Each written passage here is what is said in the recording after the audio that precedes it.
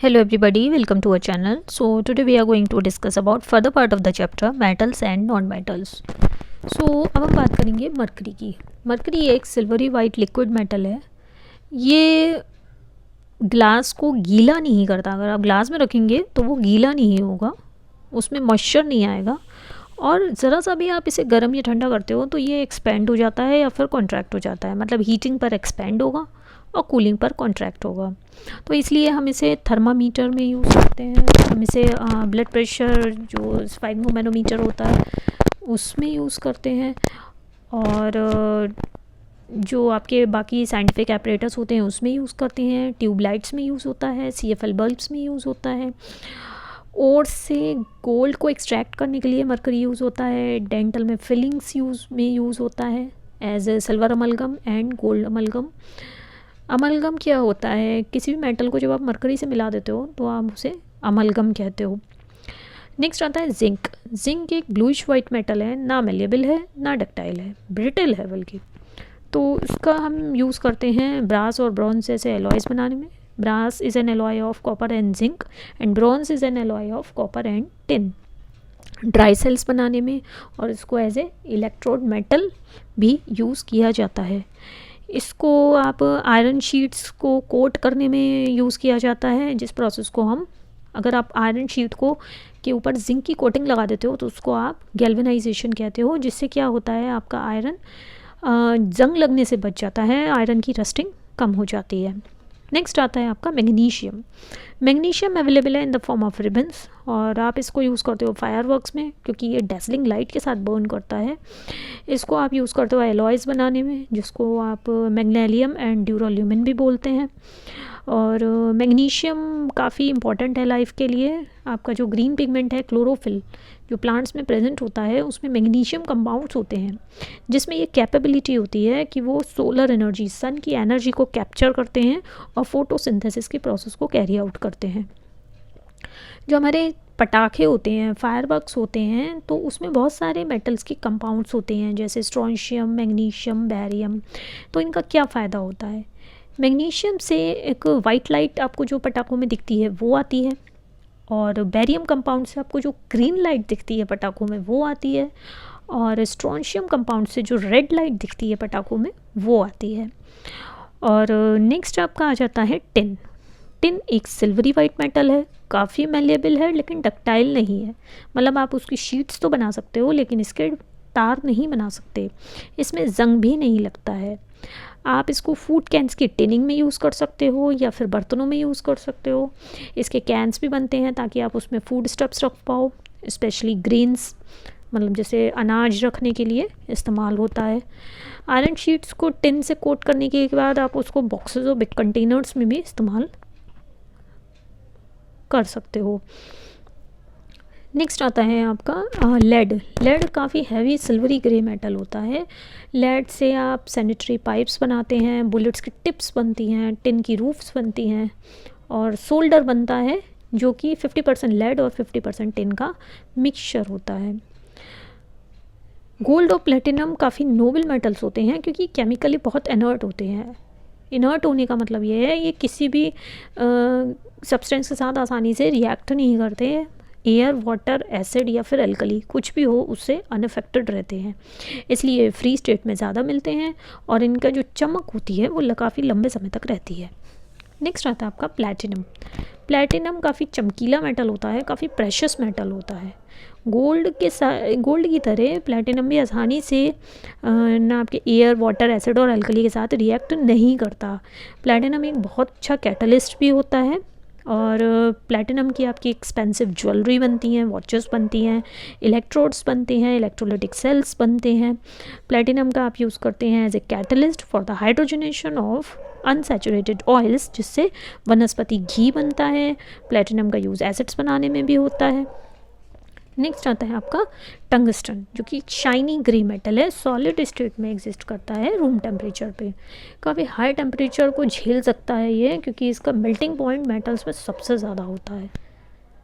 आसानी से ये एसिड से भी रिएक्ट नहीं होता, तो इसका इस्तेमाल हम एलिमेंट्स को हीट करने में करते हैं, इलेक्ट्रोड्स बनाने में करते हैं. बल्ब के फिलामेंट्स जो बनते हैं वो इसी के बनते हैं.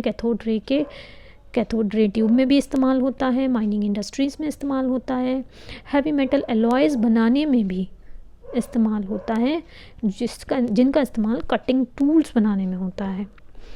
अब आते हैं आपके, ये तो हो गए आपके मेटल्स के यूज़। अब हम जानेंगे नॉन मेटल्स के यूज़। तो नॉन मेटल्स जो हमारी लाइफ में इंपॉर्टेंट हैं, that is oxygen, nitrogen, carbon, iodine, chlorine, hydrogen etcetera. तो अब हम जानेंगे कि क्या क्या यूज़ हो सकता है इनका। ऑक्सीजन की बात करेंगे तो ब्रीदिंग और रेस्पिरेशन के लिए, ह्यूमन बींग्स और एनिमल्स के लिए, इन प्रोसेस को कैरी आउट करने के लिए ऑक्सीजन बहुत ही ज़रूरी है। काफ़ी इंडस्ट्रियल यूजेस भी होते हैं ऑक्सीजन के, कंबशन के लिए भी इम्पॉर्टेंट होती है। हॉस्पिटल्स में ऑक्सीजन सिलेंडर्स का इस्तेमाल होता है सीरियस पेशेंट्स को ट्रीट करने के लिए। कार्बन की बात करें, कार्बन बहुत ही इंपॉर्टेंट और सबसे ज़्यादा डिस्ट्रीब्यूटेड एलिमेंट होता है। फ्री स्टेट की बात करेंगे तो ये कोल, ग्रेफाइट और डायमंड की फॉर्म में एग्जिस्ट करता है। कंबाइंड स्टेट में बात करेंगे तो सारे ही लिविंग ऑर्गेनिज्म में ये प्रेजेंट होता है, क्योंकि जो हम proteins, fats, carbohydrates, vitamins consume करते हैं तो इन सब में कार्बन प्रेजेंट होता है। और एटमॉस्फेयर की बात करेंगे तो ये कार्बन डाइऑक्साइड की फॉर्म में प्रेजेंट है। कार्बन का ही एक फॉर्म है ग्रेफाइट। तो ग्रेफाइट एक क्रिस्टलाइन ब्लैक लस्ट्रस सब्सटेंस होता है, स्लिपरी होता है, सॉफ्ट होता है और पेपर में मार्क छोड़ता है। तो ग्रेफाइट से जो पेंसिल का लेड बनता है और जो इलेक्ट्रोड की तरह भी इस्तेमाल होता है इलेक्ट्रोलिटिक सेल्स में, क्योंकि ये गुड कंडक्टर ऑफ इलेक्ट्रिसिटी होता है। एक सॉलिड लुब्रिकेंट की तरह ग्रीस बनता है इनका मशीन पार्ट्स के लुब्रिकेशन के लिए। और न्यूक्लियर रिएक्टेंट्स में यूज़ होता है। जो आपकी न्यूक्लियर रिएक्शंस होती हैं उनकी स्पीड को कंट्रोल करने के लिए न्यूक्लियर रिएक्टर्स में इस्तेमाल करते हैं हम ग्रेफाइट का। और हीट रेजिस्टेंस क्रूसिबल्स बनते हैं, मतलब ऐसे बर्तन जिन पर हीट का असर नहीं होता, ताकि हम मोल्टन मेटल्स रख सकें, क्योंकि इसका मेल्टिंग पॉइंट बहुत हाई होता है और ये गुड कंडक्टर ऑफ हीट होता है। तो नेक्स्ट आ जाता है आपका फॉर्म ऑफ कार्बन इज़ कोल, जो कि फ्यूल की तरह इस्तेमाल करते हैं हम होम्स एंड इंडस्ट्रीज़ में। ट्रेन्स अभी भी कोल पर चलती हैं, बहुत सारी ट्रेन्स ऐसी हैं, हालांकि इलेक्ट्रिसिटी आ गई है बट स्टिल बहुत सारी ट्रेन्स कोल पर भी चलती हैं। टेक्सटाइल इंडस्ट्री में यूज़ होता है, फार्मास्यूटिकल इंडस्ट्री में यूज़ होता है as a source of textiles and chemicals. Next आता है आपका चारकोल। तो उसको as a decolorization agent use करते हैं शुगर इंडस्ट्री में। पानी को प्योरीफाई करते हैं, क्योंकि पानी की जो स्मेल होती है या उसमें कोई कलर होता है तो उसको रिमूव कर देता है charcoal. Next form of carbon आती है आपकी डायमंड, जो कि one of the crystalline forms of carbon है। बहुत ही ब्रिलियंटली शाइन करती है और जो हार्डेस्ट नेचुरली अकरिंग सब्सटेंस है जो अभी तक हमें पता है। प्योर डायमंड की बात करेंगे तो ये एक प्रेशियस जेम की तरह है, जो कि ज्वेलरी में काफ़ी इस्तेमाल होता है। इम्प्योर डायमंड की बात करेंगे तो कटिंग के लिए जो इंस्ट्रूमेंट्स यूज़ होते हैं तो उनमें इस्तेमाल किया जाता है इम्प्योर डायमंड। नेक्स्ट आता है आपका नाइट्रोजन। नाइट्रोजन का हम इस्तेमाल करते हैं as a liquid nitrogen for the preservation या फिर फूड कैनिंग में। जैसे आप पोटैटो चिप्स लेते हैं मार्केट से तो उसके अंदर नाइट्रोजन होती है, जो वो फूले हुए होते हैं तो वो नाइट्रोजन होती है। और जैसे ही आप इसे ओपन करते हैं वो चिप्स 1/3 ही रह जाते हैं। इलेक्ट्रिकल बल्ब्स में यूज़ किया जाता है नाइट्रोजन का, या फिर जो फर्टिलाइज़र्स जैसे यूरिया बनाने के लिए भी नाइट्रोजन का इस्तेमाल किया जाता है। नेक्स्ट आता है आपका आयोडीन, जो कि एक डार्क ग्रे क्रिस्टलाइन सॉलिड है जिसमें चमक होती है। पानी में इनसॉल्युबल होती है लेकिन पोटेशियम आयोडाइड और अल्कोहल में सॉल्युबल होती है। इसको हम बहुत ही कम क्वांटिटी में एज आयोडाइज्ड सॉल्ट यूज़ करते हैं, कंज्यूम करते हैं in the form of NaCl। ये हमारे हेल्दी ग्रोथ एंड डेवलपमेंट के लिए बहुत ज़रूरी होती है। और आयोडीन की डेफिशिएंसी से ग्वाइटर जैसी समस्या हो जाती है। आयोडीन से आयोडेक्स, जो कि इस्तेमाल करते हैं हम मेडिकल में, वो बनता है। टिंक्चर ऑफ आयोडीन बनता है जिसको हम एंटीसेप्टिक और पेन रिलीवर की तरह यूज़ करते हैं। और tincture of iodine is the solution of iodine in alcohol. Potassium iodide, जो कि फोटोग्राफी फिल्म्स में यूज़ होती है, तो वो भी आयोडीन से ही बनती है। So that's all for today. बहुत जल्दी इसका अगला पार्ट लेके आएंगे। Thank you so much.